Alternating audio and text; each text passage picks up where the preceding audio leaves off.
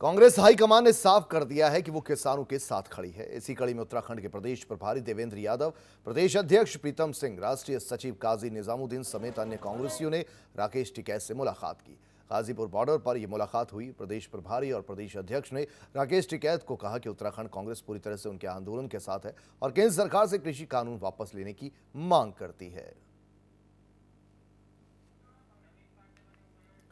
नवीन पांडे हमारे साथ हमारे संवाददाता बने हुए हैं। नवीन, आपसे जानना चाहेंगे, कांग्रेस का आज पूरा का पूरा उत्तराखंड का कुनबा यहां पहुंचा और राकेश टिकैत से मुलाकात की, किन किन बातों को लेकर आश्वासन दिया? आपको बता दूं कि प्रदेश के प्रभारी देवेंद्र यादव, प्रीतम सिंह जो प्रदेश अध्यक्ष हैं, और राष्ट्रीय सचिव काजी निजामुद्दीन जो हरिद्वार जनपद के मंगलौर के विधायक भी हैं, और कई बड़े वरिष्ठ नेता जो हैं, जाके राकेश टिकैत से मुलाकात करी। मुलाकात लगभग 1 घंटे से अधिक के समय के लिए रही और उसमें ये बात उन्होंने साफ कही कि उनके हाईकमान यानी राहुल गांधी और सोनिया गांधी, इन लोगों की साफ नीति है कि कांग्रेस जो है किसानों के साथ खड़ी है और तीनों काले कानून जो केंद्र सरकार ने लागू किए हैं उसे वापस लेने तक उनके साथ पूरी मदद करेगी और उनके साथ उनके आंदोलन में शरीक होगी। उसके साथ ही कांग्रेस ने यह भी कहा कि कांग्रेस भी अपने लेवल से अपने तरीके से किसानों के साथ खड़े होकर और केंद्र सरकार के विरोध में इसके लिए आंदोलन कर रही है और करेगी आगे भी। इसका आश्वासन राकेश टिकैत को दिया गया है। इसके साथ में एक नया अपडेट कुलदीप ये आ गया है कि इसकी मुलाकात के बाद से जब यहाँ पे प्रदेश अध्यक्ष पहुंचे हैं प्रीतम सिंह, उन्होंने यह भी जानकारी दी है कि कल यानी 2 फरवरी को पूरे प्रदेश भर में किसान आंदोलन को लेकर उसके समर्थन में और कृषि कानून के खिलाफ कल पूरे प्रदेश भर में एक बार फिर सरकार का पुतला फूंका जाएगा, केंद्र सरकार का, प्रदेश सरकार का, और इसके साथ ही उन सारे लोगों का जो ये भाजपा शासित प्रदेश हैं उन सभी का, मतलब एक तरह से बीजेपी का जो नीति है या जो किसान को लेकर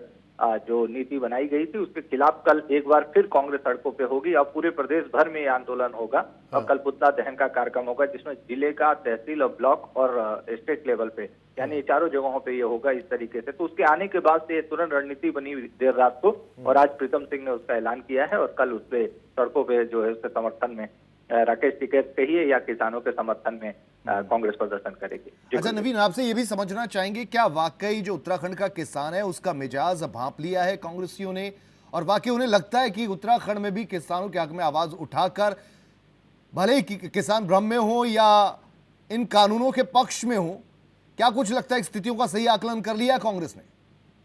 जी देखिए, बिल्कुल जिस तरीके से अभी 2 दिन पहले घटना घटी, 2-3 दिन पहले यानी 26 तारीख की घटना, जैसे आप जानते हैं, जो घटना घटी उसके बाद एक मोड़ ऐसा आया था कि ऐसा लगा था कि किसान आंदोलन खत्म हो जाएगा, जैसे भानु गुट अलग हुआ और भी जो गुट थे उससे अलग हुए और टिकैत एक तरह से अकेले पड़ गए थे, कुछ एक लोग और साथ में थे। ऐसी स्थितियों के बाद ये लगा था कि शायद किसान आंदोलन बिखर जाएगा, लेकिन उसके बाद से एक तरह से वापसी हुई है किसान आंदोलन की। तो इसको देखते हुए कहीं ना कहीं कांग्रेस, हालांकि कांग्रेस ने उस दिन भी ये बात कही थी कि वो किसानों के साथ है, तो उनका जो एक रणनीति है, एक जो लाइन है वो सीधी चल रही है। और अब जब क्योंकि वापसी फिर एक तरह से किसानों के आंदोलन में दिख रही है, तो ऐसी स्थिति में कांग्रेस कहीं ना कहीं साथ दिखाने की कोशिश कर रही है और शायद यही वजह रही कि वो जाके गाजीपुर बॉर्डर पर मिल के आए। अब रही बात उत्तराखंड की, तो उत्तराखंड में निश्चित तौर पे जो यहाँ पे कुछ घटनाएं हुई कहिए या यहाँ से जिस तरीके से लोग, अगर दिल्ली बॉर्डर की बात करें आपको कुलदीप, गाजीपुर की, तो अगर आप आकलन करेंगे तो उसमें उधम सिंह नगर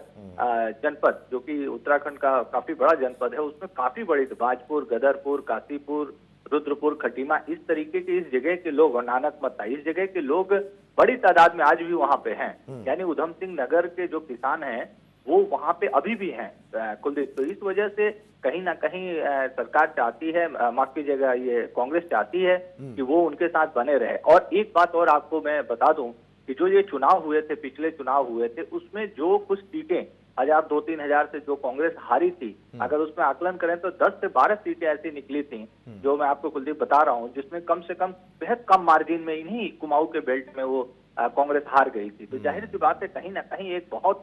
जमीनी स्तर पे इसको निकाला गया है